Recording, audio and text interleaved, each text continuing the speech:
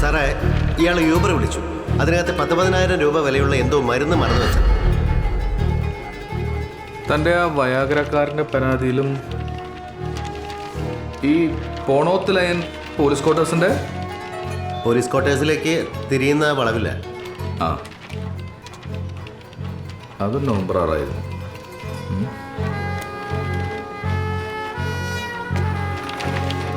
സാറേ, അന്ന് രാത്രി മഴയും ആകെ ഒരു ഹറിബറി ആയിരുന്നു. റെയിൽവേ സ്റ്റേഷനിലേക്ക് പോയി ഞാൻ വണ്ടി എടുക്കാൻ ചെന്നപ്പോൾ വഴി മുടക്കിയിട്ടൊരു വണ്ടി കിടക്കണ്ടായിരുന്നു. പിന്നെ എടുപിടിയുന്നൊരു യൂബർ എടുത്തിട്ടാണ് ഞാൻ റെയിൽവേ സ്റ്റേഷനിൽ ചെന്നത്. റെയിൽവേ സ്റ്റേഷനിൽ ചെന്നപ്പോൾ ട്രെയിൻ കിടക്കണുണ്ടായിരുന്നു പ്ലാറ്റ്ഫോമിൽ. ആ തിരക്കിനിടയിൽ ബാഗ് എടുക്കാൻ പറഞ്ഞു സാറേ. ഈ വഴിയടച്ച വണ്ടി ആരുടെ ആയിരുന്നു? അത് അറിയില്ല സാർ. ആ വഴിക്ക് ഞങ്ങളൊരു 10-12 വീട്ടുകാരാണ് ഉള്ളത്. വണ്ടി എടുക്കാൻ പറ്റാതായപ്പോൾ ഞാൻ എല്ലാ വീട്ടുകാരെയും വിളിച്ച് ചോദിച്ചു. അപ്പോൾ അവർ അവിടെയെങ്കിലും വന്ന വണ്ടിയല്ല എന്ന് പറഞ്ഞു. ആ കാറിൻ്റെ നമ്പർ എന്തെങ്കിലും ഓർമ്മയുണ്ടോ? നോക്കിയില്ലായിരുന്നു സാർ. സാർ, പിന്നെ അതൊരു ചുമന്ന മിനി കൂപ്പറായിരുന്നു.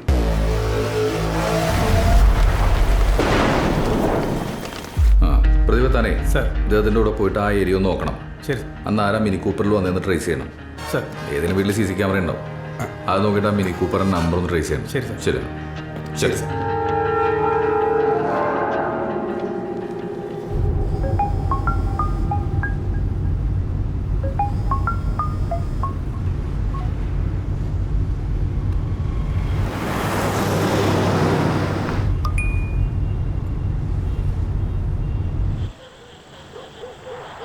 സന്ദീപേ, ഞാൻ എന്താ ചെയ്യുകയെന്ന് എനിക്കറിയത്തില്ല. ആകെ പിടിവിട്ട് നിൽക്കുക.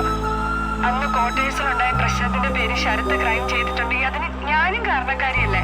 എനിക്ക് മാത്രമായിട്ട് ഇതിന് രക്ഷപ്പെടണ്ട. എന്നോട് കാണിച്ച സ്നേഹം സത്യമാണെങ്കിൽ ഒളിച്ചിരിക്കാതെ എന്റെ മുന്നിൽ വരാൻ അവനോട് പറ. എന്ത് ശിക്ഷയായാലും ഒരുമിച്ച് സഹിക്കാം. നാളേക്കുള്ളിൽ അവനെ കണ്ടില്ലെങ്കിൽ പിന്നെ അവൻ എന്നെ ഒരിക്കലും കാണില്ല. എന്റെ അച്ചായിയാണ് ഞാൻ ചത്തുകളയും. ഇനി എനിക്ക് വയ്യേ പേടിയും കൊണ്ട് നടക്കാൻ. ഇതാ വണ്ടി, എൻ്റെ കാറാ. ഡ്രൈവറുടെ ഡീറ്റെയിൽസ് പെട്ടെന്ന് കിട്ടും. ഈ ഇൻസിഡന്റ് നടന്ന രാത്രി ഏതൊക്കെ കാർ എവിടൊക്കെ പാർക്ക് ചെയ്തിട്ടുണ്ടാവും? അതും ഈ കേസായിട്ട് എങ്ങനെ കണക്ട് ചെയ്യാനാണ്? ഈ പൊന്നേത്ത് ലൈൻ മിഡിൽ ക്ലാസ്സുകാരുടെ ഏരിയ. അവിടെ ഒരു കാശുകാരൻ്റെ വണ്ടി വരണമെങ്കിൽ കൈക്കൂലിക്കാരനായ CA കാണാൻ ആരോ ഒളിച്ചു വന്നു. അങ്ങനെ ആയിക്കൂടെ? എടോ, ഈ കേസ് കോടതിയിൽ പ്രസന്റ് ചെയ്യേണ്ട പബ്ലിക് പ്രോസിക്യൂട്ടർ ഞാനാ. തൻ്റെ ഈ തിയറി ഒന്നും അവിടെ വർക്കാവില്ല. ഇതിപ്പോൾ 81-ലെ പാനൂർ സോമൻ കേസ് പോലെ ആവുമെന്നാണ് എൻ്റെ പേടി. CBIക്കാർ നിന്നും അന്വേഷിച്ച് കൊലപാതകമാണ് കണ്ടെത്തി. ഹൈക്കോർട്ടിലെ ജസ്റ്റിസ് KT തോമസ് സാറിൻ്റെ ബെഞ്ചിലെത്തിയപ്പോൾ ആത്മഹത്യയാണ് തെളിയും ചെയ്തത്.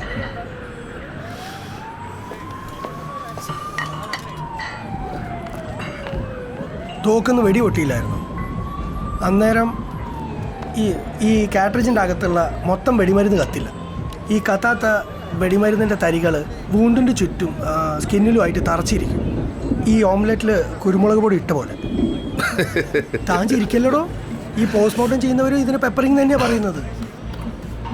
ഈ പോസ്റ്റ്മോർട്ടം റിപ്പോർട്ടും വെച്ച് ബിനു അലക്സ് ആത്മഹത്യ ചെയ്താണെന്ന് കൊള്ളാവുന്നൊരു വക്കീൽ കോടതി കയറുമെന്ന് വാദിച്ചാൽ തൻ്റെ നിക്കറ് കയറും. വൂണ്ടിന് ചുറ്റും കുരുമുളക് പൊടി വട്ടത്തിലിട്ട പോലെ കറുത്തിരുന്നില്ലേ? ഉമ്മ വയ്ക്കുന്ന പോലെയല്ലേ തോക്ക് വെച്ചിരുന്നേ? പോയിന്റ് ബ്ലാങ്കിലും അല്ല. തോക്ക് മുട്ടിച്ച് വെച്ച് കോണ്ടാക്ട് ഷോട്ടിലാണ് വെടിവെച്ചിരിക്കുന്നത്. ബുള്ളറ്റ് കയറിപ്പോയ ട്രാക്കും സൂയിസൈഡ് സ്റ്റൈലാണ്. ഇതൊന്നും പോരാഞ്ഞിട്ട് വെപ്പൻ്റെ മേലെ മരിച്ച ആളുടെ ഫിംഗർ പ്രിന്റ് മാത്രം. അപ്പോൾ സലാം. ഹലോ വക്കീലേ, നിങ്ങളിന്ന് രാത്രി ആത്മഹത്യ ചെയ്യാൻ തീരുമാനിച്ചു സങ്കല്പിക്കും. ചെയ്യണ്ട, സങ്കല്പിക്കും. നിങ്ങളുടെ കയ്യിൽ തോക്കുണ്ട്. നിങ്ങൾ ബെഡ്റൂമിൽ നിൽക്കുകയാണ്. നല്ല മെത്ത വരിച്ച കട്ടിലുണ്ട്, കസേരയുണ്ട്, ബീൻ ബാഗ്. നിങ്ങൾക്ക് അവിടെ കിടന്ന് റിലാക്സ്ഡ് ആയിട്ട് കാഞ്ചു വലിക്കും അല്ലേ?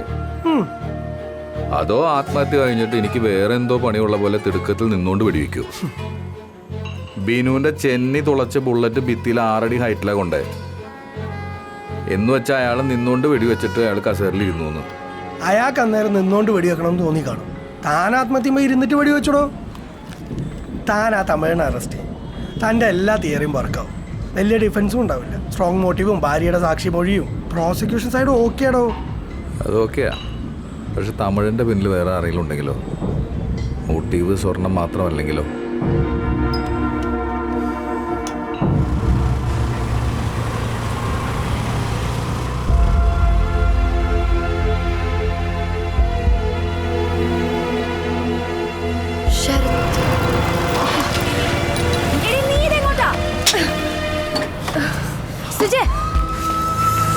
രണ്ടും കൂടി നടുറോട്ട് കിടന്ന് ഷോ കാണിച്ചോണ്ടല്ലോ, ഇവനെ ആൾക്കാർ കണ്ട പണിയാവുന്നു. എടി, നിനക്ക് ഇവനോട് സംസാരിക്കണമെന്ന് ഞാൻ ബാക്കിൽ എങ്ങനെ മാറി സംസാരിക്കും. ബോധല്ലേ നിനക്ക്? സ്റ്റേഷന്റെ മുന്നിൽ വെച്ചിട്ട് ഓരോന്ന്.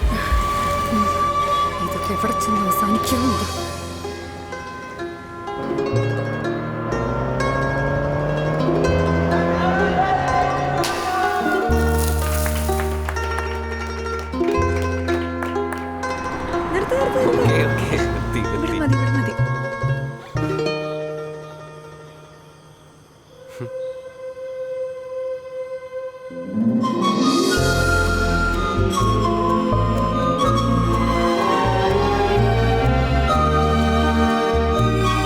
എൻ്റെ ലൈഫിൽ ഇത്രയും ബ്യൂട്ടിഫുൾ ആയിട്ടുള്ള ഒരു ബർത്ത്ഡേ ഉണ്ടായിട്ടില്ല.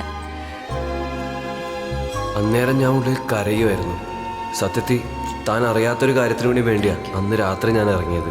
പക്ഷെ നമ്മൾ തമ്മിലുണ്ടായ ആ മൊമെൻറ്റ്, അത് കഴിഞ്ഞപ്പോൾ എനിക്കതൊന്നും ചെയ്യാൻ തോന്നിയില്ല. പിന്നെ ഇതൊക്കെ തന്നോട് തുറന്നു പറയണമെന്നും. 2 മണി ആറായി, ഞാൻ ചെല്ലട്ടെ. സുജ, ഈ ദിവസം തീരുന്നതിന് മുമ്പ് എനിക്ക് തന്നോടൊരു കാര്യം പറയാനുണ്ട്. എന്നെ പിടിച്ചു നിർത്താൻ നമ്മുടെ അടുപ്പ് അറിഞ്ഞപ്പോൾ തൊട്ട് ട്രാവൽസിൽ നിഖിൽ സർ എന്നെ പ്രഷർ ചെയ്ത് തുടങ്ങിയതാണ്. അങ്ങേറ്റം ഒരു ബാഗ് സ്റ്റഫ് കൊക്കെയും മുമ്പ് ബിനു അലക്സ് റെയ്ഡ് ചെയ്ത് പിടിച്ച് അത് മറച്ചു വെക്കാൻ നോക്കുന്നുണ്ടായിരുന്നു.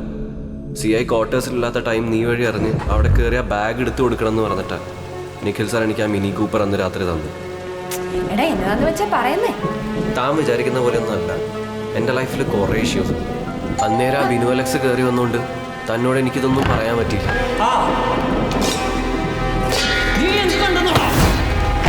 അയാളുമായിട്ട് ആ പ്രശ്നം ഉണ്ടായി കഴിഞ്ഞപ്പോൾ ഞാൻ തിരിച്ചു പോയതാ. കുറേ ദൂരം ചെന്നപ്പോൾ ഇതിപ്പോ സംഗതി ഈസി ആയില്ലേ? നീ കയറി സ്റ്റഫ് എടുക്ക്. അയാൾ പിടിക്കുകയാണെങ്കിൽ നിനക്ക് അയാളുടെ കൊക്കൈൻ ബിസിനസിന്റെ കാര്യം അറിയാന്ന് പറ. അയാൾ ഇപ്പം എടുത്തോണ്ട് നിന്റെ ഡ്രൈവിംഗ് ലൈസൻസ് എടുത്തിരുന്നു. പൊന്നു മോനെ, വിട്ടുകളയല്ലേ. അയാൾ നാളെ പോയിട്ട് മറച്ചു വെക്കുന്നതിന് മുമ്പ് നീ അതെടുത്ത് എങ്ങനെയെങ്കിലും കുറച്ച് പൈസ സെറ്റാക്കാൻ നോക്ക്.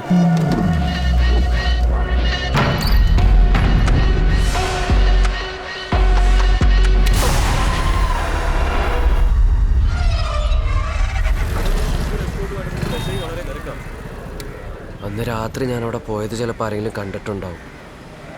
പിന്നീട് പോലീസ് അന്വേഷിക്കുമ്പോൾ തനിക്കൊരു പ്രശ്നമാവണ്ടെന്ന് വെച്ചിട്ടാണ് ഞാൻ എങ്ങോട്ടെങ്കിലും മാറിപ്പോവാൻ നോക്കിയത്. അല്ലാതെ നീ അല്ലെങ്കിൽ പിന്നെ ആരാ? ആ തമിഴനാണോ? എനിക്കറിയില്ല സുജ, ഞാൻ പറഞ്ഞില്ലേ എനിക്കറിയില്ല. പക്ഷേ ആ തമിഴിനെ അറിയത്തില്ലെന്ന് നീ കള്ളം പറഞ്ഞതല്ലേ? ആരോനെ എനിക്കറിയാം. ഞങ്ങൾ 2.5 കൊല്ലം ചെന്നൈയിലൊരു ജുവനൈൽ ജയിലിൽ ഒന്നിച്ച് കിടന്നിട്ടുള്ളതാണ്. ജയിലിൽ